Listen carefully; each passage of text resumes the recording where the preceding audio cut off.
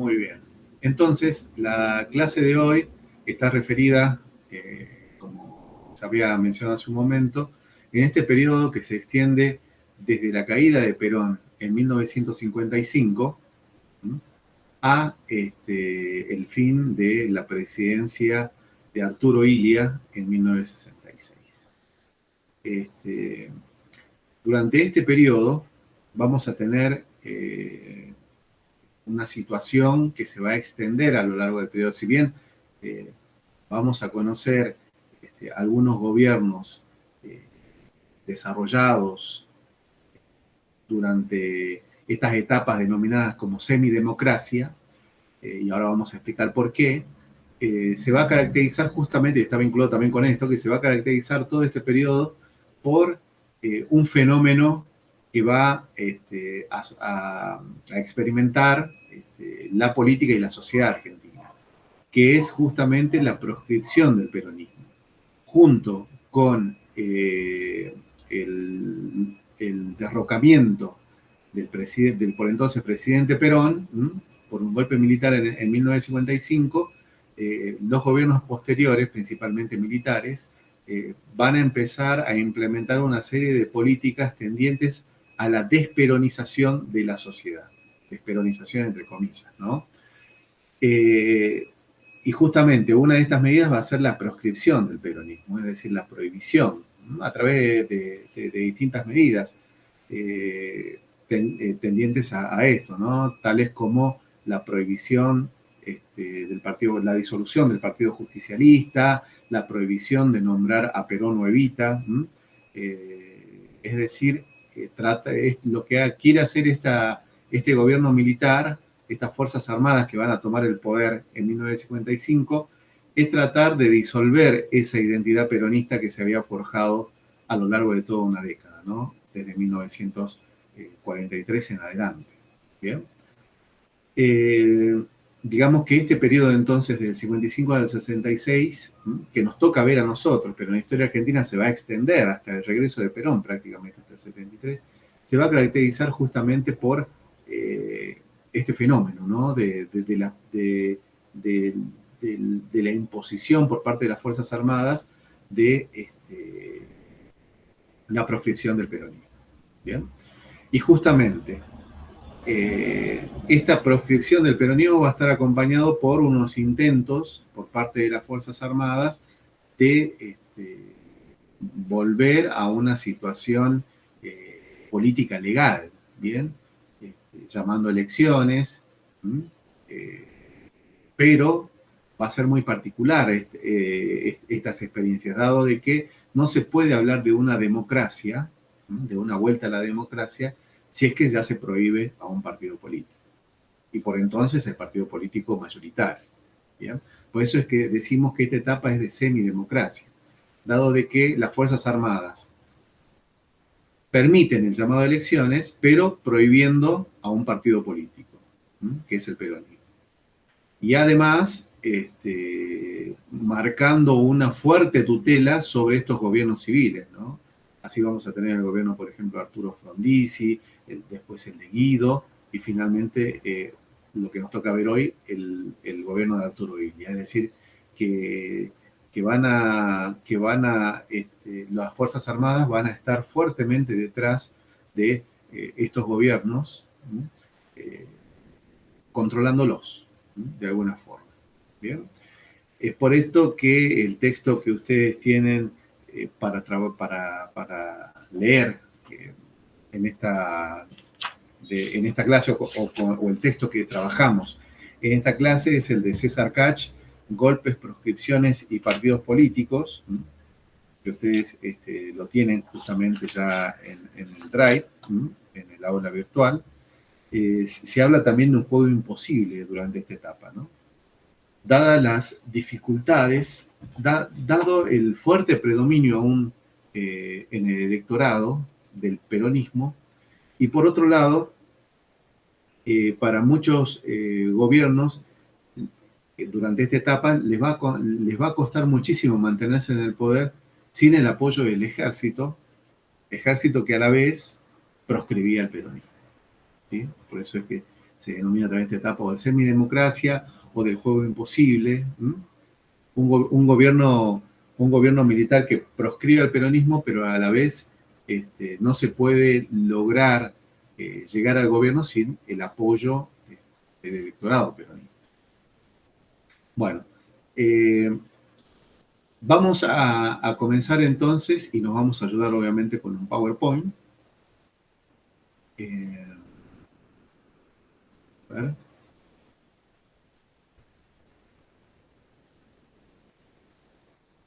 Ahí está. Bien.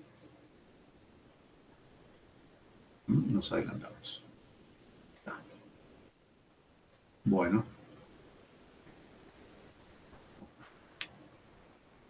Volvimos. Ahí está. De la Revolución Libertadora entonces a la Revolución Argentina. Lo que vamos, en la clase de hoy entonces, vamos a analizar este periodo que se extiende de 1955 a 1966. ¿Bien? El derrocamiento de Perón va a llevar este nombre. Aquellas Fuerzas Armadas, aquel ejército que derroca a Perón va a denominar a este periodo o a este momento como el de la Revolución Libertadora.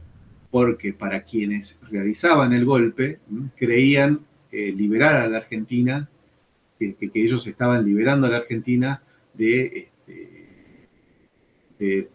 Perón, ¿bien? De lo que había sido el régimen peronista, ¿no? Repito, en la perspectiva de los golpistas, ¿bien? De allí el nombre de Libertadora. Luego también llamada fusiladora, ¿no? Revolución fusiladora, que ya vamos a ver por qué. Bueno, el 16 de septiembre entonces de 1955, Perón es derrocado tras un golpe de Estado. Asume el general Lonardi el poder, obviamente.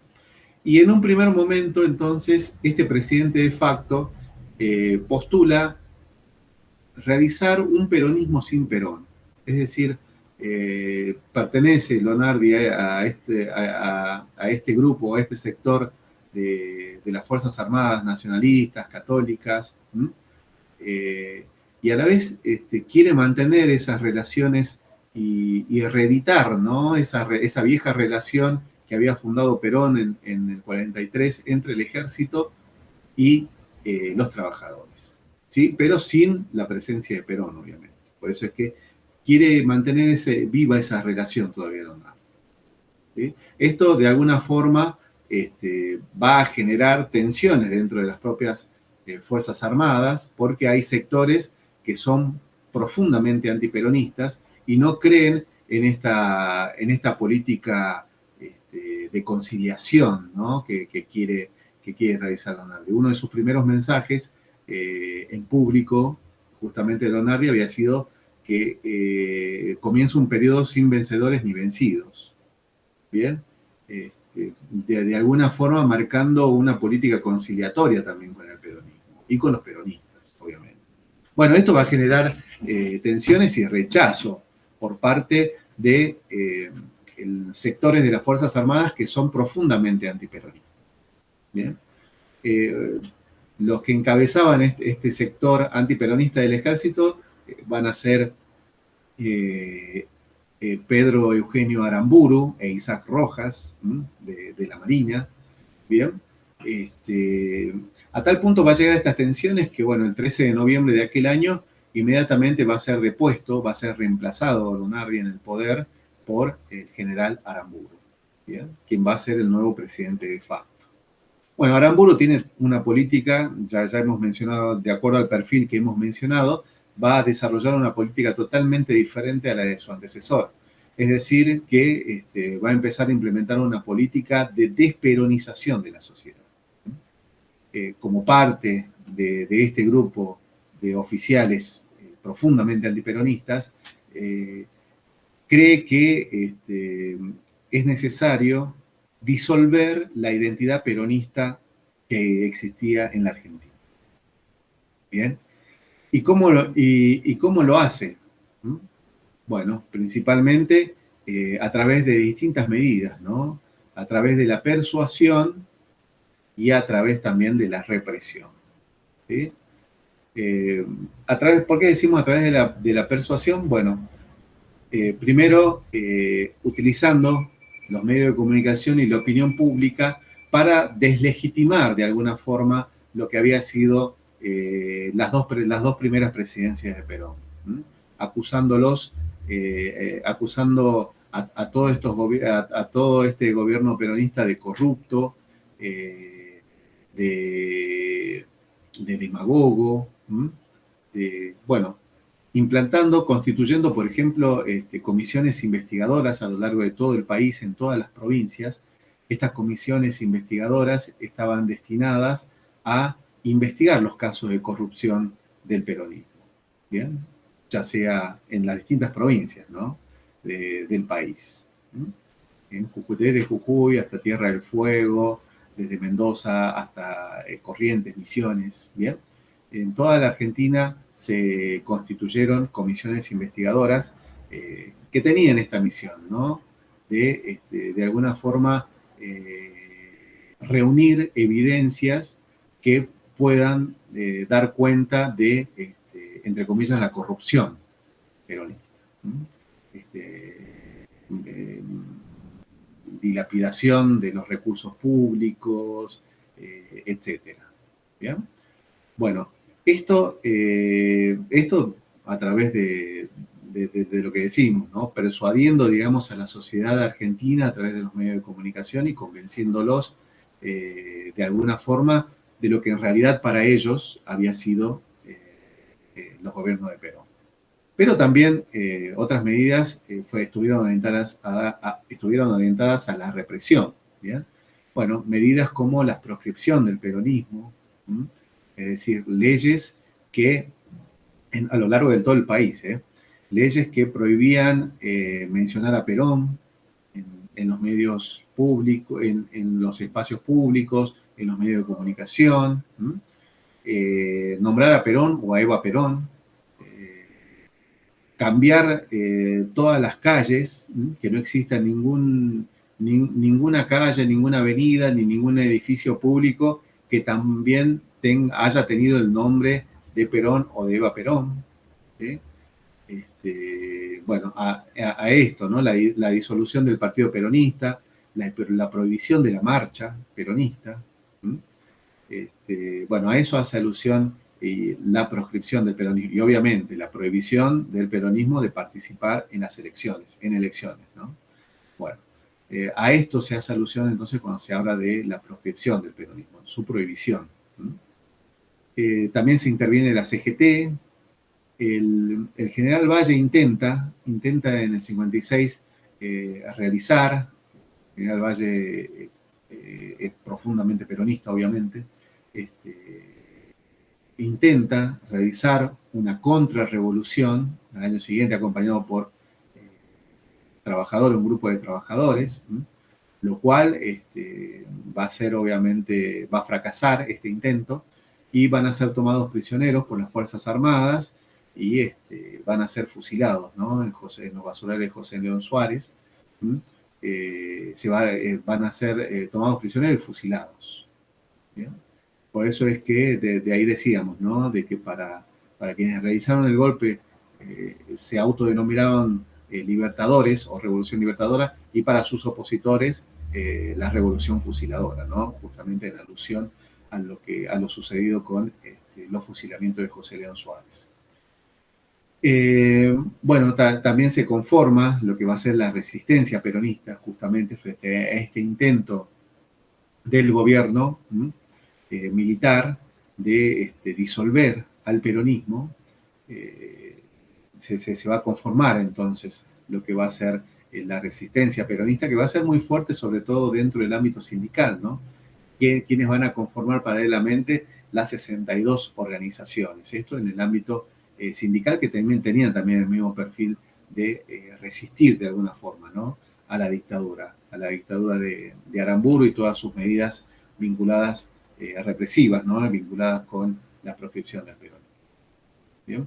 Acá entonces tenemos esta etapa de Aramburu y como presidente Isaac Rojas como vicepresidente, que van a ser los representantes, digamos, de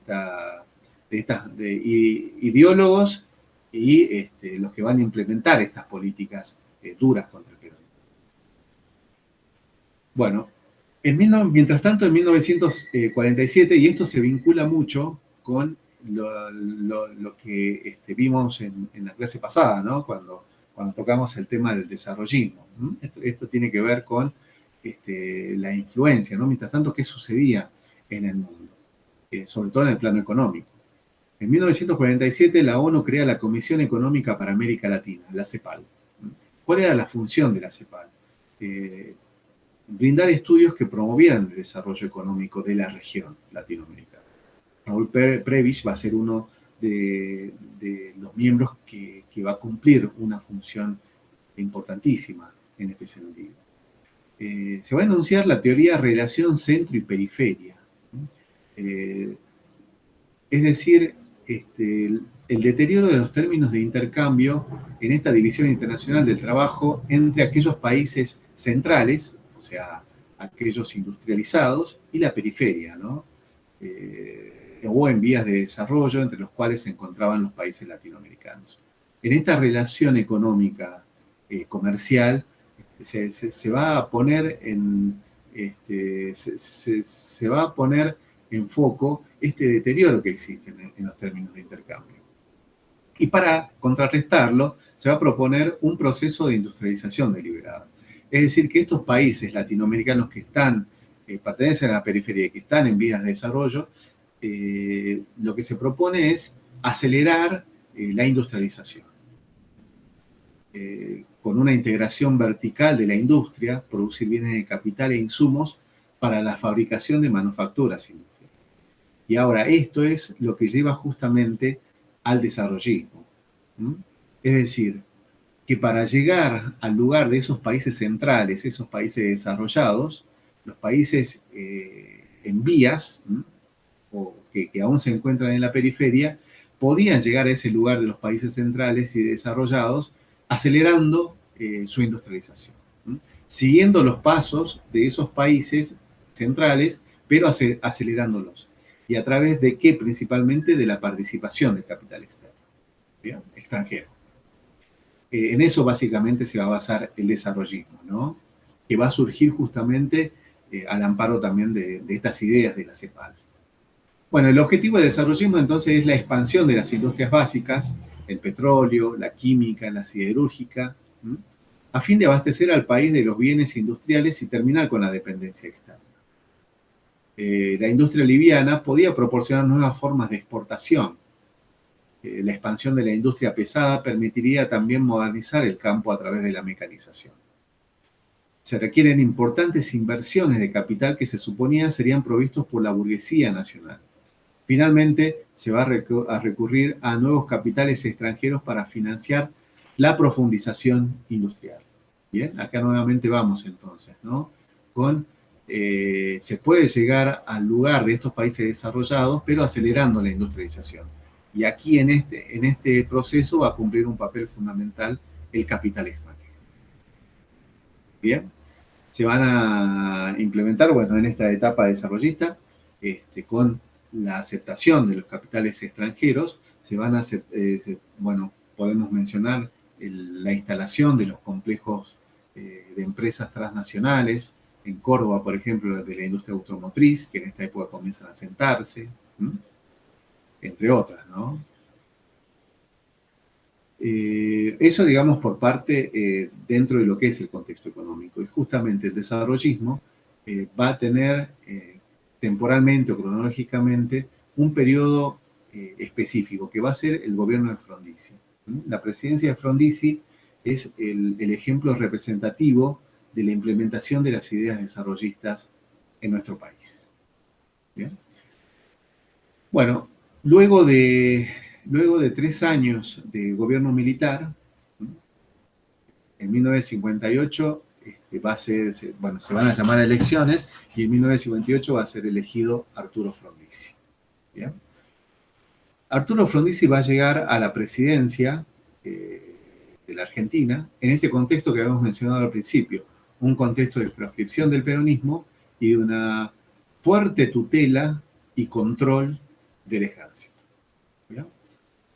Ya Frondizi en 1957 cuando se realiza la reforma de la Constitución, que suprime aquella reforma realizada en el 49 durante el gobierno peronista, ya Frondizi notó, junto con otros dirigentes, el fuerte peso de los votos peronistas, dado de que para la elección de constituyentes, para esta reforma electoral, perdón, de esta reforma constitucional, los peronistas, obviamente, por mandato de Perón, votaron en blanco. Y Frondizi, al igual que otros dirigentes, se van a dar cuenta del fuerte caudal de votos en blanco, que eran votos peronistas. Frondizi va a tener una posición de acercamiento con el peronismo. Esta posición va a generar tensiones dentro de la propia Unión Cívica Radical. Con el peronismo proscripto, tenemos que recordar que la Unión Cívica Radical, como un partido centenario y un partido importantísimo, va a ocupar el centro de la escena política. Y dentro del propio partido, esta posición, ¿no?, de Frondizi ya como presidente del Comité Nacional de Conciliación, de acercamiento con el peronismo, va a generar tensiones hacia el interior del propio partido. Tensiones que van a llevar a su fractura en dos sectores. Por un lado, la fractura de la Unión Cívica Radical, ¿no? Y se van a desprender dos sectores. Por un lado, la Unión Cívica Radical Intransigente, liderada por Arturo Frondizi, y la Unión Cívica Radical del Pueblo, liderada por Ricardo Balbín. ¿Sí? Obviamente, la Unión Cívica Radical del Pueblo era la que tenía una posición mucho más dura con el peronismo, ¿no? De no diálogo ni tampoco ningún tipo de acercamiento con el peronismo, a diferencia de la posición de Frondizi. Bueno, Frondizi, para las elecciones que el gobierno militar habilita, para 1958, decide entonces acercarse a Perón y poder gestionar el apoyo de Perón a su candidatura. Obviamente, la intención de Frondizi era reunir y atraer los votos peronistas. A estas tratativas, que terminan con éxito, de forma exitosa, dado de que Perón va a apoyar justamente la candidatura de Frondizi, se denomina el Pacto Perón-Frondizi. Va a ser exitosa porque Perón va a hacer público su apoyo a Frondizi, de modo tal que los votos peronistas en estas elecciones en febrero de 58 se van a volcar en masa hacia la candidatura. ¿Bien? Y con esto Frondizi triunfa en estas elecciones. Pero ¿qué promete Frondizi a Perón en este pacto, ¿no? Perón-Frondizi. Bueno, Frondizi negocia con Perón que una vez en el poder va a anular la proscripción contra el peronismo y va a permitir su participación, obviamente, en la vida política argentina. Y acá menciona César Kach, en el artículo que habíamos mencionado hace un momento que tenemos con el cual estamos trabajando esta clase y que ustedes tienen ahí en la biografía, menciona algo muy interesante, que es que Perón, ¿qué garantías tenía, ¿no?, de que Frondizi cumpla una vez elegido? Ninguna, dice César Kach. No tenía ninguna garantía. Y entonces, ¿por qué Perón decide apoyar a Frondizi? Por dos motivos. El primero es que con este pacto ya no se podía hablar de la eliminación del peronismo como partido político, dado de que con el apoyo, a ver, se me fue, acá no. Bueno, dado de que con el apoyo con este pacto, el peronismo estaba más vivo que nunca. Y además tenemos que decir de que con este pacto, Perón nuevamente ocupaba el centro de la escena política dentro del propio partido peronista, frente a los intentos de aquellos dirigentes que se encontraban en la Argentina, que querían de alguna forma reemplazar a Perón, ¿no? Realizar también un peronismo sin Perón, ¿no? Convertirse en el nuevo Perón, digamos, en el nuevo líder del movimiento, de este movimiento político en Argentina. Y bueno, ya con este pacto, Perón nuevamente ratificaba su figura como figura principal dentro del propio partido. Eso digamos que es bueno también, y es muy interesante lo que menciona César Cache en su artículo. Lo cierto es que, bueno, en el 58 entonces triunfa Frondizi y sus candidatos en la mayoría de las provincias argentinas. ¿Bien? Para hablar un poco del caso jujeño también. El candidato de Frondizi en Jujuy, por ejemplo, es Horacio Guzmán, ¿bien? Representante de la Unión Cívica Radical Intransigente, ¿no? En la provincia, que también triunfa, producto obviamente de este pacto, ¿no? Que habíamos mencionado. Bueno, ¿cuáles son las medidas más importantes que se producen durante el gobierno de Frondizi? Bueno, la apertura de universidades católicas, que esto va a generar toda una polémica y una discusión en el ámbito político y académico, dado de que con la apertura de las universidades privadas católicas se rompía con una larga tradición de enseñanza universitaria laica iniciada, y bueno, y los postulados, ¿no? De la reforma universitaria de 1918. Va a generar una gran polémica y va a arrasar también con las agrupaciones estudiantiles frondicistas, ¿no? Dado el gran rechazo que va a generar dentro de las universidades públicas. Otra de las medidas va a ser la política económica desarrollista, como lo mencioné hace un momento. El gobierno de Frondizi es un gobierno representativo de estas ideas desarrollistas, que habíamos hablado hace un momento también. También, dado de que se va a generar una política tendiente a la industrialización con una fuerte presencia del capital extranjero. Un ejemplo de esto va a ser con su política del petróleo. Uno de los objetivos que va a tener la presidencia de Frondizi va a ser que la Argentina llegue al autoabastecimiento. ¿Bien? Y para esto únicamente se podía lograr con la ayuda del capital extranjero, que pueda invertir el capital extranjero para lograr seguir explotando y produciendo este material, ¿no? Estos hidrocarburos en la Argentina, y que se pueda llegar a este autoabastecimiento. Obviamente, Frondizi va a lograr que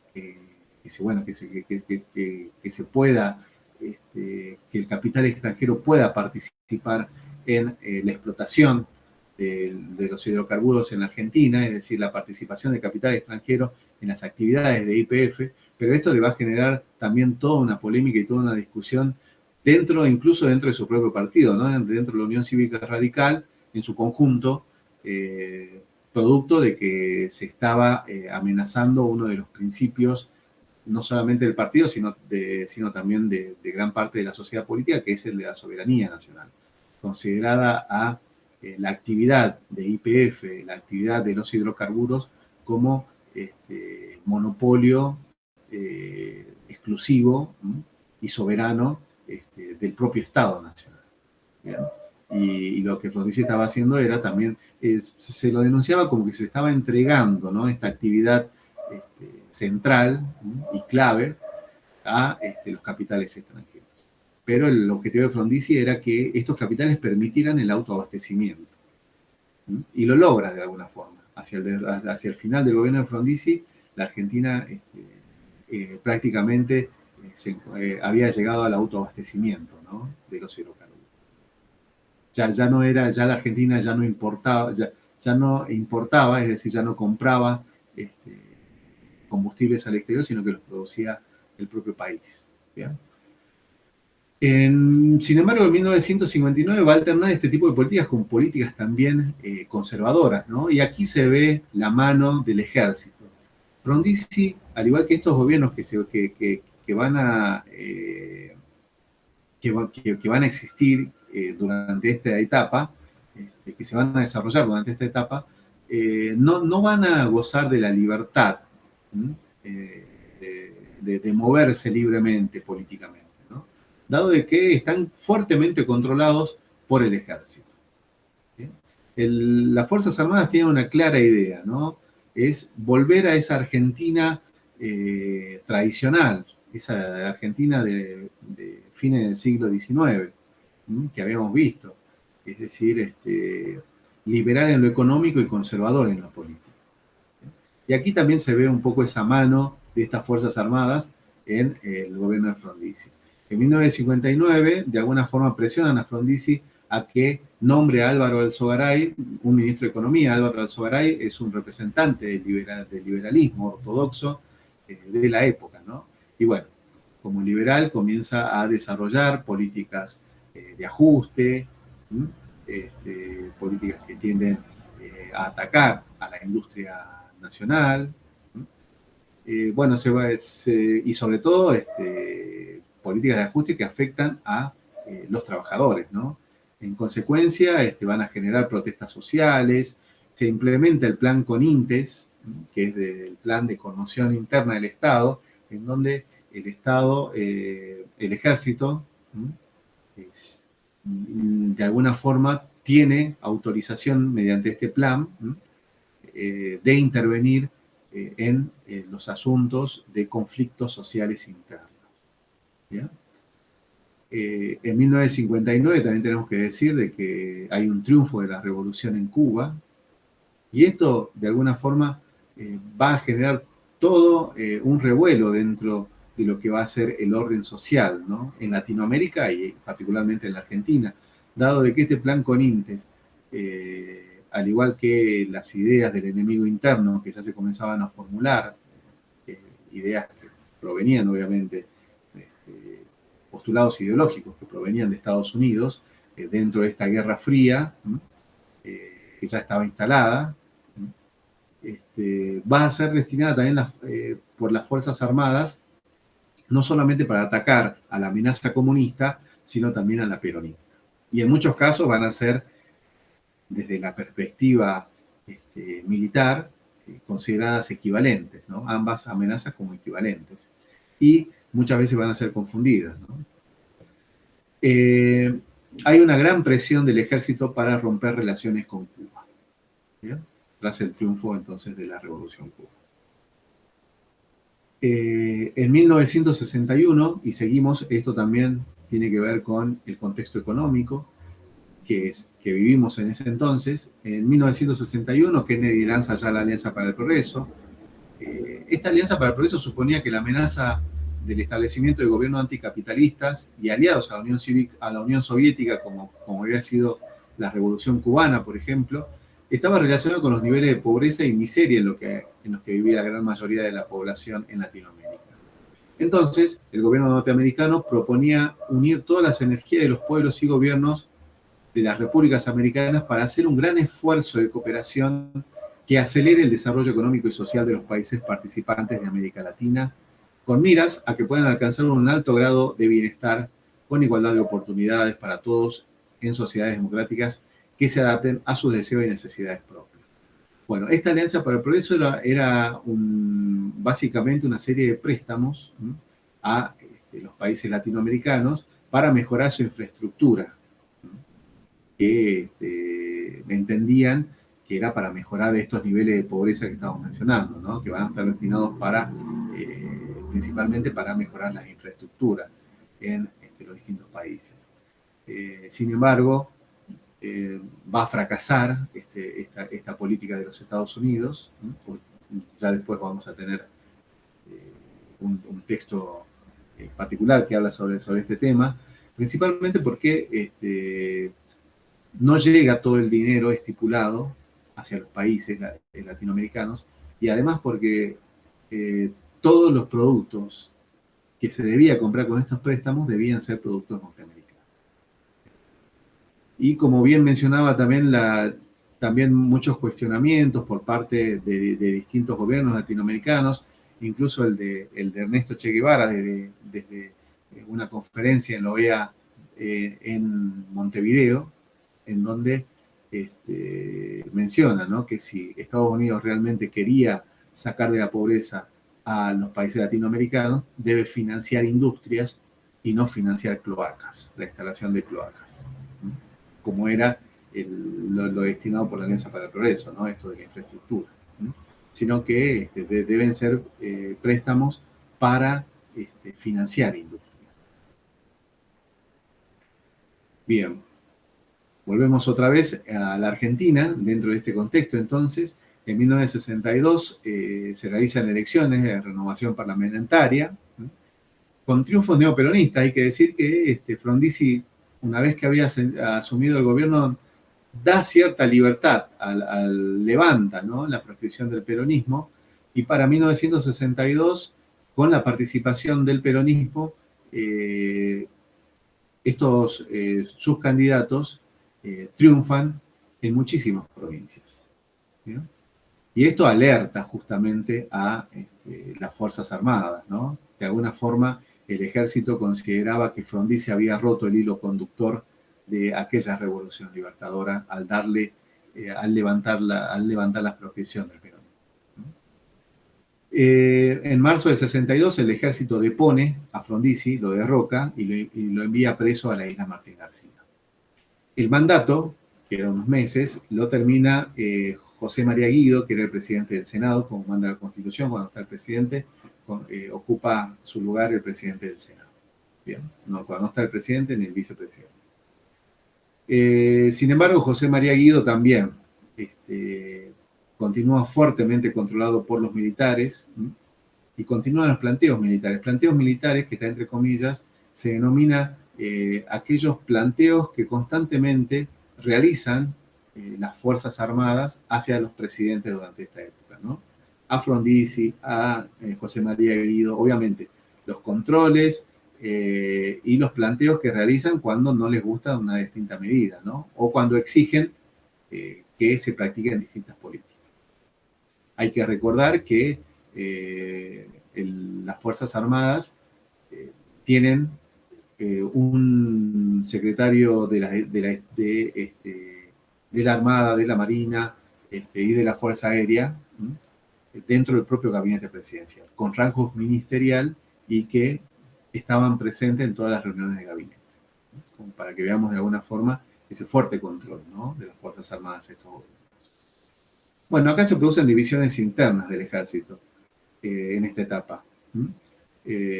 Hay sectores que son los azules, que son los legalistas, que apoyan y que están de acuerdo con que hay que permitir estos gobiernos civiles, que se sigan desarrollando estos gobiernos civiles. Y los colorados, otro sector del ejército, que son profundamente antiperonistas y que quieren una dictadura militar más extensa. Obviamente ganan en estas internas, en estas pugnas, los azules, ¿no?, los legalistas. Se llaman elecciones nuevamente en el 63, obviamente con la proscripción del peronismo, y bueno, y en este contexto triunfa la Unión Cívica Radical del Pueblo, con Arturo Illia, con un 26%, y bueno, y los peronistas también se hacen escuchar de algún modo en estas elecciones votando en blanco, ¿no? Un 21%, esto como para que vean, un 21% del voto en blanco del peronismo, ¿ya?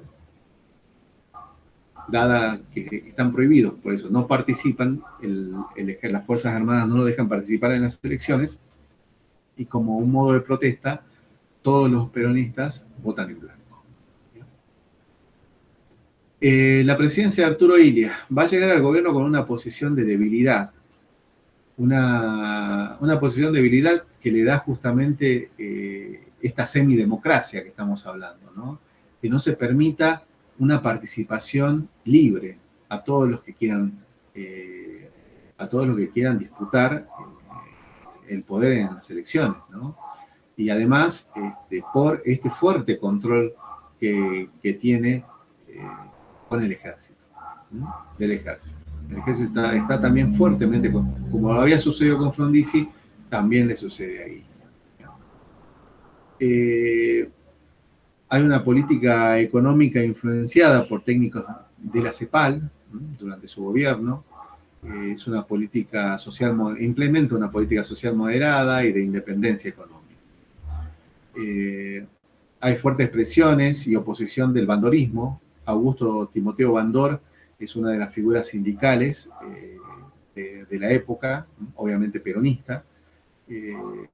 Está a cargo de las 62 organizaciones que resisten de algún modo frente al embate, ¿no? de todos los funcionarios, sobre todo en el ámbito económico, que propone el ejército.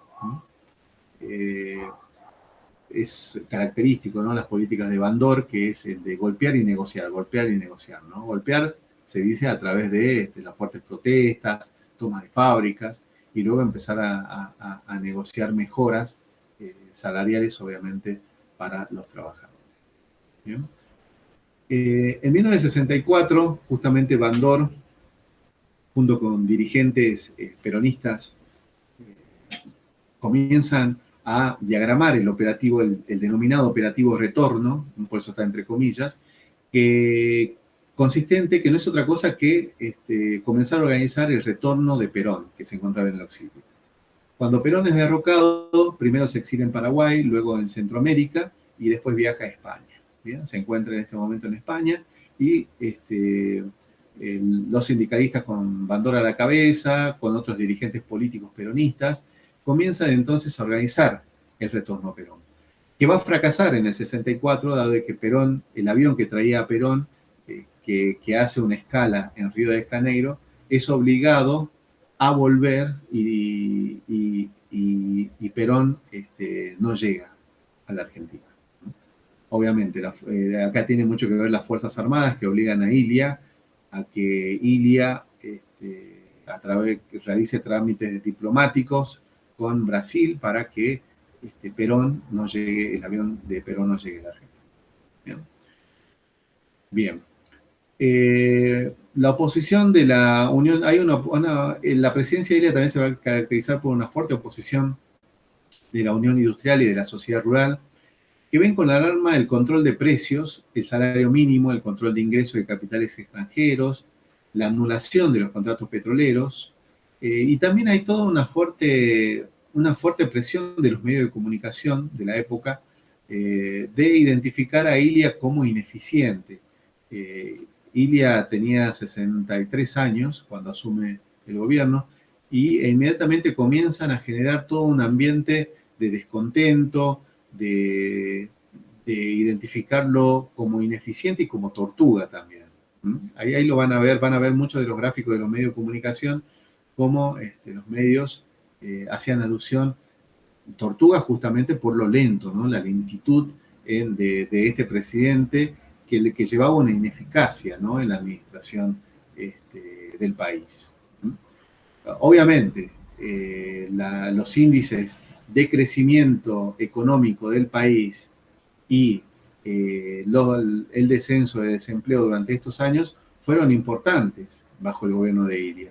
Sin embargo, los medios de comunicación, obviamente, producto de esta presión de la Unión Industrial y de la sociedad rural argentina, descontentos con el gobierno de Ilia, comienzan a generar el ambiente de que era necesario un gobierno más eficaz, por más que no pertenezca al gobierno civil.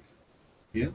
Y es allí como se prepara de alguna forma, bueno, con Mariano Grondona en revistas muy influyentes para la época, y ahí ustedes lo van a ver, las distintas revistas, uno de los periodistas que más va a generar este ambiente, ¿no? Durante esta etapa de ineficiencia, entre comillas, de Arturo Illia.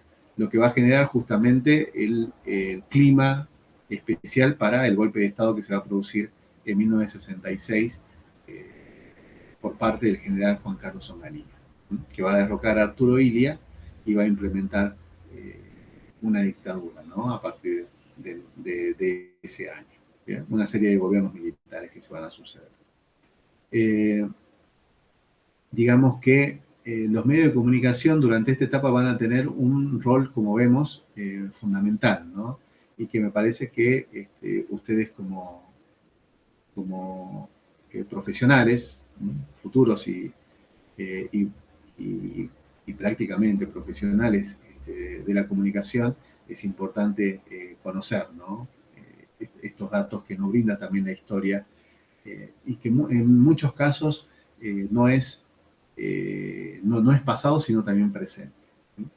Para esto quería compartir una nota con ustedes, que está en página 12, que es de Silvana Ferreira, que es docente de la Universidad Nacional de Mar del Plata y es investigadora del CONICET. Y su periodo de estudio es el de, el de los años de proscripción del peronismo, del 55 en adelante. Y lo interesante ha publicado un libro el año pasado, en el 2019-2020, ha publicado un libro titulado El peronismo denunciado, ¿bien?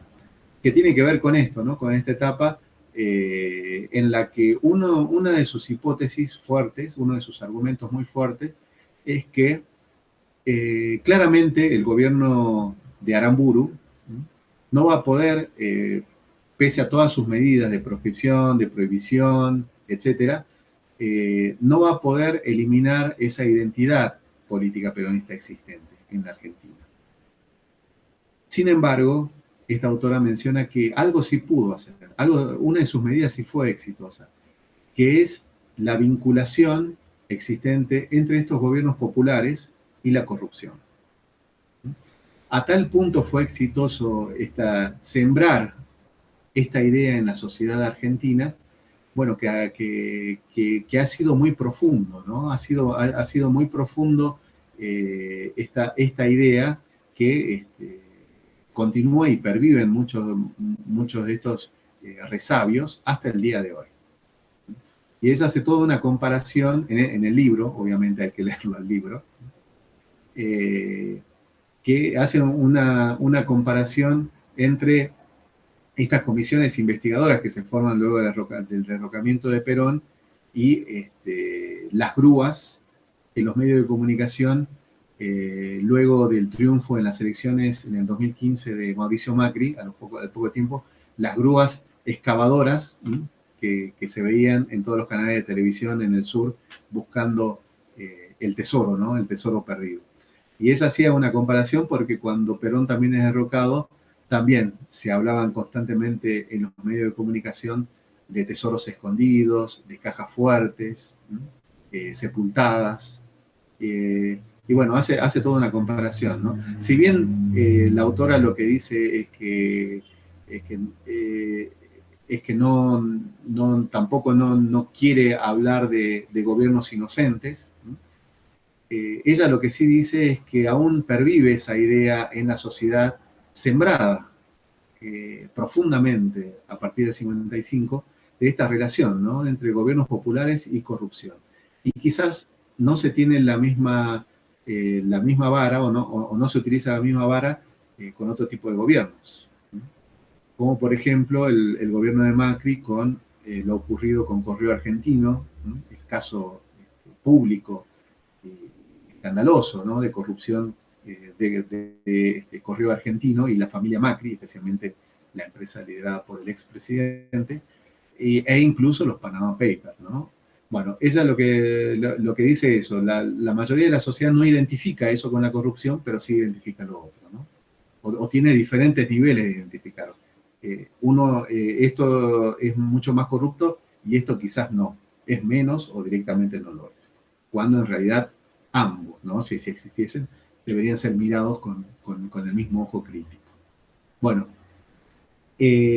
acá en los mensajes les dejo el link de una nota de esta autora de Silvana Ferreira que dio con respecto a este tema, ¿no? Me parecía algo muy interesante que viene del ámbito académico, obviamente, y que tiene que ver con el tema que estamos hablando en el día de hoy y sobre todo con el rol de los medios, ¿no? De comunicación también a lo largo de la historia argentina y durante este tipo de etapas. Para que nosotros veamos que la historia no solamente es pasado, sino también es presente. ¿Bien? Bueno, ahí les dejo entonces el link para los que quieran un poco chusmear. Es cortita la nota que le hacen. Y bueno, el libro sí es también chiquito el libro, tampoco no es muy grande, no es muy gordo, pero es un libro de divulgación, el peronismo denunciado. Y es muy, pero muy interesante. Así que muy recomendado. Bueno, no sé si quedó alguna duda, alguna consulta. El PowerPoint que vimos lo vamos a subir junto con la clase también, que la tenemos guardada. ¿No? También la vamos a subir al aula virtual. ¿Bien? No sé si queda alguna consulta, alguna pregunta